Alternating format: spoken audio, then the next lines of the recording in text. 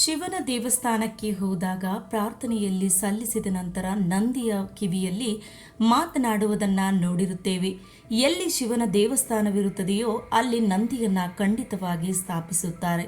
ಏಕೆಂದರೆ ನಂದಿಯು ಶಿವನ ಪರಮಭಕ್ತ ಮತ್ತು ಅವನ ವಾಹನ. ಶಿವನು ತಪಸ್ವಿಯಾಗಿದ್ದಾಗ ಅವನು ಯಾವಾಗಲೂ ಸಮಾಧಿಯಲ್ಲಿ ವಾಸಿಸಿರುತ್ತಾನೆ. ಅಂತಹ ಪರಿಸ್ಥಿತಿಯಲ್ಲಿ ಅವನ ಸಮಾಧಿ ಮತ್ತು ತಪಸ್ಸಿಗೆ ಯಾವುದೇ ಅಡ್ಡಿಯಾಗಬಾರದೆನ್ನುವ ಕಾರಣಕ್ಕಾಗಿ ನಂದಿಯು ಭಕ್ತರ ಇಷ್ಟಾರ್ಥಗಳನ್ನು ಕೇಳಿಸಿಕೊಂಡು ಶಿವನಿಗೆ ಒಪ್ಪಿಸುತ್ತಾನೆ. ಈ ನಂಬಿಕೆಯಿಂದಾಗಿ ಜನರು ನಂದಿಯ ಕಿವಿಯಲ್ಲಿ ತಮ್ಮ ಆಸೆಗಳನ್ನು ಹೇಳಿಕೊಳ್ಳುತ್ತಾರೆ. ನಂದಿಯ ಕಿವಿಯಲ್ಲಿ ಇಷ್ಟಾರ್ಥಗಳನ್ನು ಹೇಳಿಕೊಳ್ಳುವುದು ಹೇಗೆಂದರೆ, ನಂದಿಯ ಕಿವಿಯಲ್ಲಿ ಆಸೆಗಳನ್ನು ಹೇಳಿಕೊಳ್ಳುವುದು ಹೇಗೆ? 1.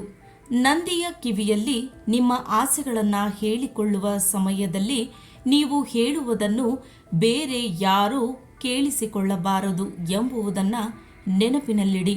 ನೀವು ಏನು ಹೇಳುತ್ತೀರೋ ಅದು ನಿಮ್ಮ ಹತ್ತಿರ ನಿಂತಿರುವವರೆಗೂ ಕೇಳಿಸಿಕೊಳ್ಳದಂತೆ ನಿಧಾನವಾಗಿ ಹೇಳಿಕೊಳ್ಳಬೇಕು. ಇನ್ನು 2. ನಂದೀಶನ ಕಿವಿಯಲ್ಲಿ ಮಾತನಾಡುವಾಗ ನಿಮ್ಮ ಕೈಗಳಿಂದ ನಿಮ್ಮ ತುಟಿಗಳನ್ನು ಮುಚ್ಚಿಕೊಳ್ಳಿ. ಇದರಿಂದ ನೀವು ಆ ಮಾತನ್ನು ಹೇಳುವುದನ್ನು ಬೇರೆ ಯಾರೂ ಕೂಡ ನೋಡುವುದಿಲ್ಲ. ಇನ್ನು 3. ನೀವು ಎಂದಿಗೂ ಇನ್ನೊಬ್ಬ ವ್ಯಕ್ತಿಯ ಬಗ್ಗೆ ಕೆಟ್ಟದ್ದಾಗಿ ಮಾತನಾಡಬಾರದು ಅಥವಾ ಇನ್ನೊಬ್ಬ ವ್ಯಕ್ತಿಯ ಬಗ್ಗೆ ಕೆಟ್ಟದ್ದನ್ನು ಬಯಸಬಾರದು. ಇಲ್ಲದಿದ್ದರೆ ನೀವು ಶಿವನ ಕೋಪಕ್ಕೆ ಒಳಗಾಗಬೇಕಾಗುತ್ತದೆ. 4. ನಂದಿಯ ಕಿವಿಯಲ್ಲಿ ನಿಮ್ಮ ಇಚ್ಛೆಯನ್ನು ಹೇಳುವ ಮೊದಲು ನಂದಿಯನ್ನು ಪೂಜಿಸಿ ಮತ್ತು ನಿಮ್ಮ ಇಷ್ಟವನ್ನು ಹೇಳಿದ ನಂತರ ನಂದೀಶನ ಬಳಿ ಸ್ವಲ್ಪ ನೈವೇದ್ಯವನ್ನು ಇರಿಸಿ. ಈ ಉಡುಗೊರೆ ಹಣ ಅಥವಾ ಹಣ್ಣುಗಳ ರೂಪದಲ್ಲೂ ಕೂಡ ಅದು ಇರಬಹುದು. ಇನ್ನು 5. ನಿಮ್ಮ ಆಸೆಯನ್ನ ನಂದಿಯ ಎಡಕಿವಿಯಲ್ಲಿ ಮಾತ್ರ ಹೇಳಬೇಕು. ಎಡಕಿವಿಯನ್ನ ದೇವಿಯ ಕಿವಿ ಎಂದು ಪರಿಗಣಿಸಲಾಗುತ್ತದೆ.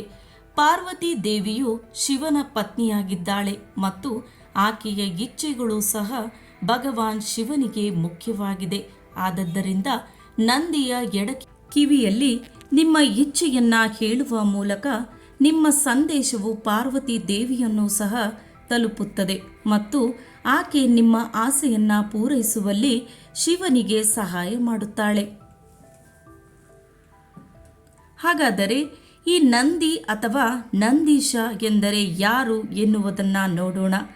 ಶಿಲಾದ ಎನ್ನುವ ಋಷಿಯು ಬ್ರಹ್ಮಚಾರಿಯಾಗಿದ್ದನು. ಆದರೆ ತನ್ನ ಪೀಳಿಗೆಯನ್ನು ಮುಂದುವರಿಸಿಕೊಂಡು ಹೋಗುವುದಕ್ಕಾಗಿ ಒಂದು ಮಗುವನ್ನು ಪಡೆದುಕೊಳ್ಳುವ ಆಸೆಯನ್ನು ಹೊಂದುತ್ತಾನೆ. ಇದಕ್ಕಾಗಿ ಶಿಲಾದ ಋಷಿ ಶಿವನನ್ನು ಕುರಿತು ಕಠಿಣ ತಪಸ್ಸನ್ನು ಮಾಡಿ ಮರಣವೇ ಇಲ್ಲದ ಪುತ್ರ ಸಂತಾನವನ್ನು ಪಡೆದುಕೊಳ್ಳುತ್ತಾನೆ. ಶಿಲಾದ ಋಷಿಗೆ ಈ ಮಗು ಭೂಮಿಯನ್ನು ಉಳುಮೆ ಮಾಡುವಾಗ ಸಿಗುತ್ತದೆ. ಹಾಗಾಗಿ ಮಗುವಿಗೆ ನಂದಿ ಎನ್ನುವ ಹೆಸರಿಡುತ್ತಾನೆ. ಒಂದು ದಿನ ಮಿತ್ರ ಮತ್ತು ವರುಣ ಎಂಬ ಇಬ್ಬರು ಋಷಿಗಳು ಶಿಲಾದನ ಆಶ್ರಮಕ್ಕೆ ಬಂದರು. ನಂದಿಯನ್ನ ಕಂಡು ನೀವು ಶೀಘ್ರದಲ್ಲೇ ಮರಣವನ್ನ ಹೊಂದುತ್ತೀಯಾ ಎಂದು ಹೇಳುತ್ತಾರೆ. ಇದನ್ನು ಕೇಳಿದ ನಂದಿಯು ಮಹಾದೇವನನ್ನ ಪೂಜಿಸಲು ಪ್ರಾರಂಭಿಸುತ್ತಾನೆ.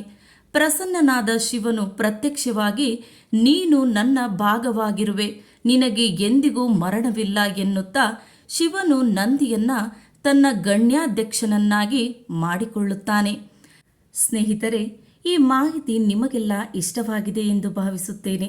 ಇಷ್ಟವಾಗಿದ್ದರೆ ಈ ವಿಡಿಯೋಗೊಂದು ಲೈಕ್ ನೀಡಿ. ಹಾಗೆ ಇನ್ನಷ್ಟು ವಿಡಿಯೋಸ್ಗಳಿಗಾಗಿ ನನ್ನ ಚಾನಲನ್ನು ಸಬ್ಸ್ಕ್ರೈಬ್ ಮಾಡಿಕೊಳ್ಳಿ.